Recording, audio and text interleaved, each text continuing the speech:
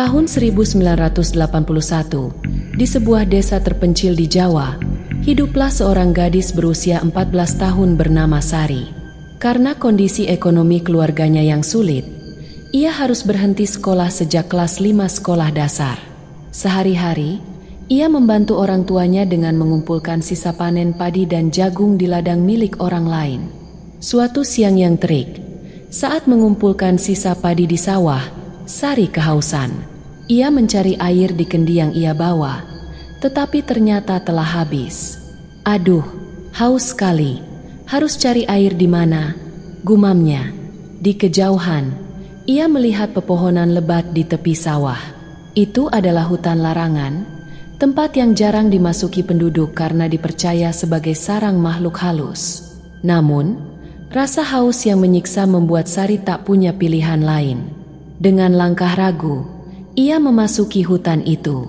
Setelah berjalan beberapa menit, ia mendengar suara gemericik air.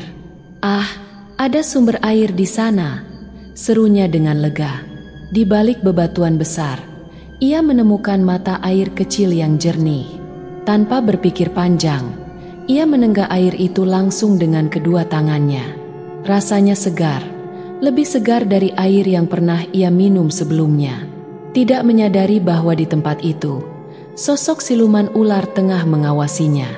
Hari demi hari berlalu, Sari sering kembali ke sumber air itu. Tubuhnya merasa lebih kuat, dan ia merasa ketagihan dengan kesegaran airnya. Namun, beberapa bulan kemudian, ada sesuatu yang aneh terjadi. Perutnya mulai membesar, seperti orang hamil. Orang tuanya yang curiga segera membawanya ke seorang dukun desa. Setelah memeriksa Sari, wajah dukun itu berubah pucat. "Ini aneh, anakmu sudah hamil 7 bulan. Ibunya terkejut. "Apa? Tidak mungkin. Sari bahkan belum pernah mengenal laki-laki." Dukun itu menghela napas panjang. "Kalau begitu, ada sesuatu yang tidak wajar. Kehamilan ini bukan berasal dari manusia biasa." Sari bersikeras bahwa ia tidak pernah berhubungan dengan siapapun, tetapi orang tuanya tidak percaya. Ia dimarahi, dipukuli, dan akhirnya dikurung di dalam kamar. Makan hanya sekali sehari, tubuhnya semakin lemah, tetapi perutnya terus membesar. Saat usia kehamilannya mencapai 9 bulan, rasa sakit luar biasa mulai menderanya. Ia berteriak kesakitan siang dan malam, tetapi orang tuanya tak mau membawanya ke dukun beranak karena malu.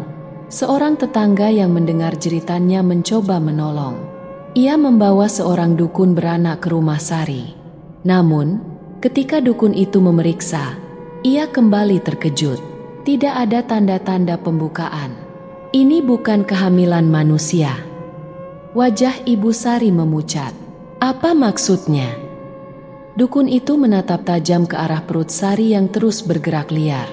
"Jika ini anak manusia, dia akan lahir secara normal. Tapi jika bukan, dia akan keluar dengan cara lain." Hari demi hari, jeritan Sari semakin mengerikan. Perutnya bergerak tidak wajar, seperti ada sesuatu yang berusaha keluar dengan paksa. Hingga akhirnya, di suatu malam, jeritan terakhir terdengar. Brak! Perut Sari tiba-tiba pecah. Darah menyembur ke seluruh ruangan. Orang-orang yang menyaksikan kejadian itu menahan napas. Dari dalam perutnya, muncul seekor ular hitam besar dengan mata merah menyala. Makhluk itu merayap keluar, memandangi jasad Sari yang tak lagi bernyawa. Semua orang terpaku ketakutan. Tak ada yang berani bergerak. Hingga akhirnya, ular itu melayang ke udara dan menghilang ke arah hutan larangan. Orang tua Sari hanya bisa menangis dan menyesali perbuatan mereka. Namun, semuanya sudah terlambat. Mereka menguburkan jasad Sari tanpa banyak bicara. Sejak malam itu, setiap bulan purnama, suara jeritan Sari masih terdengar dari dalam rumah itu. Seolah-olah arwahnya masih merasakan penderitaan yang tak pernah berakhir. Setelah kepergian Sari, kehidupan di desa kembali seperti biasa, tetapi ada sesuatu yang berubah. rumah keluarga Sari menjadi tempat yang dihindari. Setiap malam bulan purnama, jeritan memilukan terdengar dari dalam rumah itu.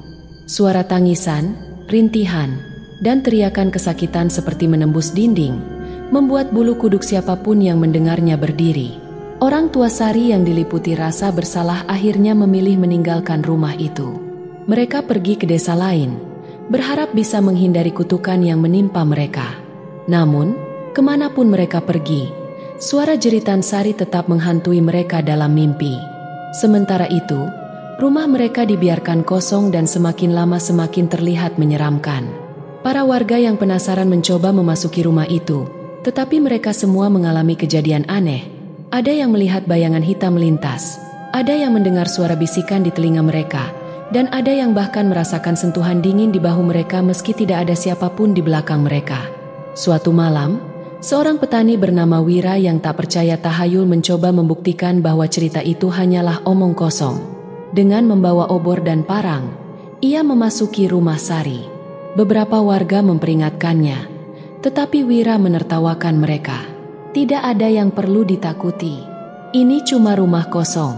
Jangan mudah percaya omongan orang tua kita, katanya sombong. Namun, baru beberapa langkah masuk, Wira merasakan hawa dingin menyelimuti tubuhnya. Ia tetap melangkah, menelusuri lorong menuju kamar tempat Sari dulu dikurung. Saat ia mendorong pintu, tiba-tiba suara jeritan panjang terdengar dari dalam ruangan. Ah! Wira terpaku di tempatnya. Napasnya memburu, keringat dingin mengucur di dahinya. Dari balik kegelapan, muncul sesuatu yang tidak pernah ia bayangkan. Seekor ular hitam besar dengan mata merah menyala merayap keluar dari sudut kamar. Sisiknya berkilau seperti logam di bawah cahaya obor, dan lidahnya menjulur keluar, mengeluarkan suara mendesis yang menyeramkan. Wira ingin berlari, tetapi tubuhnya terasa kaku. Ular itu menatapnya tajam, seolah-olah sedang mengawasi mangsanya. Tiba-tiba, ular itu mengangkat kepalanya dan mengeluarkan suara yang bukan suara reptil, melainkan suara tangisan seorang gadis. Sakit, tolong aku. Suara itu bukan suara ular, itu suara Sari. Wira menjerit ketakutan, menjatuhkan obornya, dan berlari sekencang mungkin keluar dari rumah itu. Sejak kejadian itu, ia jatuh sakit. Setiap malam, ia mengigau, menyebut nama Sari berulang kali, hingga akhirnya ia meninggal dunia seminggu kemudian dengan tubuh membiru seperti tercekik sesuatu. Kematian Wira membuat warga semakin yakin bahwa kutukan Sari masih berlanjut. Beberapa orang tua di desa akhirnya mengungkapkan sesuatu yang selama ini disembunyikan. Dulu, sebelum desa mereka berdiri, hutan larangan adalah tempat tinggal makhluk-makhluk gaib. Salah satunya adalah siluman ular hitam yang konon memiliki kekuatan untuk memperdaya manusia. Siluman itu dikenal sering menggoda gadis-gadis muda dan mengikat mereka dalam perjanjian gaib. Sari mungkin tanpa sadar telah terikat dengan siluman itu saat ia minum dari sumber air terkutuk di dalam hutan, ujar seorang tetua desa. Mendengar hal itu, warga desa memutuskan untuk memanggil seorang dukun sakti dari desa seberang. Seseorang yang dikenal mampu mengusir makhluk gaib. Dukun itu, seorang pria tua bernama Ki Sungkowo, datang ke desa dengan membawa sesajen dan pusaka kuno. Setelah melakukan ritual panjang, ia menyatakan bahwa arwah Sari dan siluman ular itu masih terikat. Sari tidak bisa pergi karena ia masih menjadi bagian dari makhluk itu. Kita harus memutus ikatan mereka. Malam itu, Ki Sungkowo bersama beberapa warga pergi ke rumah Sari untuk melakukan ritual pemutusan kutukan. Saat mereka mulai membaca mantra, angin kencang berhembus, dan terdengar suara jeritan panjang dari dalam rumah. Lantai rumah bergetar, bayangan hitam bergerak liar di dinding, dan akhirnya terdengar suara letusan keras. Bang! Lalu, semuanya hening. Setelah ritual selesai, suasana kembali tenang. Ki Sungkowo menghela napas panjang dan berkata, kutukan ini sudah berakhir. Setelah kejadian itu, rumah Sari akhirnya dirobohkan dan lahan itu dibiarkan kosong. Warga desa kembali menjalani hidup mereka dengan lebih tenang.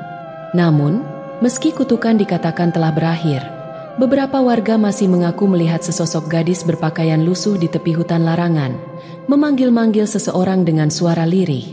"Tolong aku, sakit."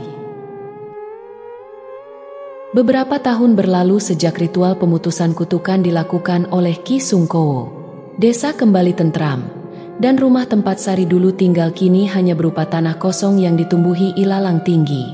Namun, meski warga mulai melupakan kejadian itu, masih ada beberapa orang yang mengaku melihat sosok gadis lusuh di tepi hutan larangan. Suara lirihnya masih terdengar di malam-malam tertentu. "Tolong aku, sakit." Awalnya, orang-orang menganggap itu hanya angin atau hewan malam. Namun, suatu hari seorang anak kecil bernama Kirana menghilang setelah bermain di sekitar tanah kosong bekas rumah Sari. Kirana, anak perempuan berusia 9 tahun, adalah anak seorang petani di desa itu. Ia dikenal periang dan suka bermain hingga larut sore. Pada suatu petang, Kirana tak kunjung pulang. Orang tuanya mulai cemas dan meminta bantuan warga untuk mencarinya. "Aku melihat Kirana tadi di dekat tanah kosong itu," kata seorang anak kecil lainnya.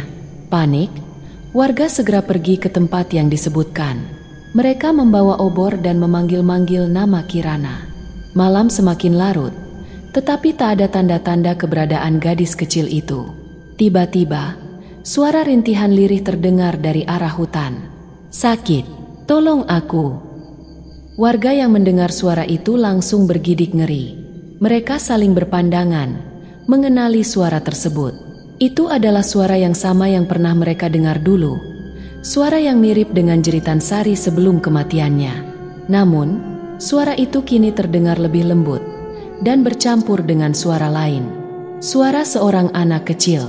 Warga semakin panik dan memutuskan untuk memasuki hutan. Beberapa orang yang lebih tua mencoba melarang, mengingat apa yang pernah terjadi pada Sari. Tetapi orang tua Kirana tak peduli.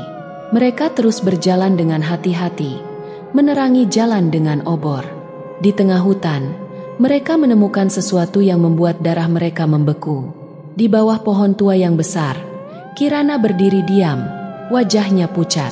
Matanya kosong menatap lurus ke depan. Tangannya kotor penuh tanah, seolah ia baru saja menggali sesuatu. Ketika ibunya mendekat, Kirana perlahan mengangkat tangannya dan menunjuk ke tanah di depannya.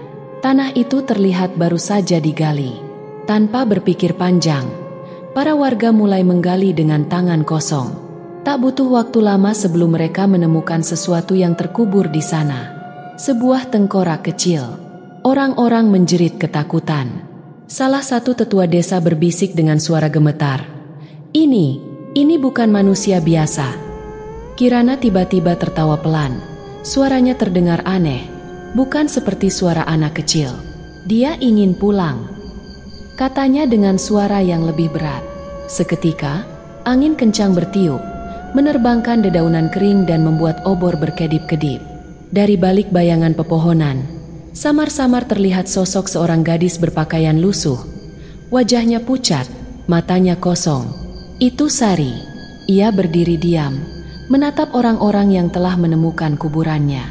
Tiba-tiba, Kirana menoleh ke arah ibunya dan berkata dengan suara yang bukan miliknya, "Aku sudah menemukan jalanku pulang."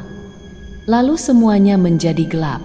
Keesokan harinya, warga desa menemukan Kirana tidur di ranjangnya, seolah-olah tidak pernah terjadi apa-apa.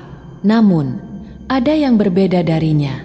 Ia tak banyak bicara, tatapannya kosong, dan setiap malam bulan purnama, ia akan bangun dari tidurnya, berjalan keluar rumah, dan berdiri di tepi hutan, menatap ke dalam kegelapan, seolah menunggu sesuatu atau seseorang.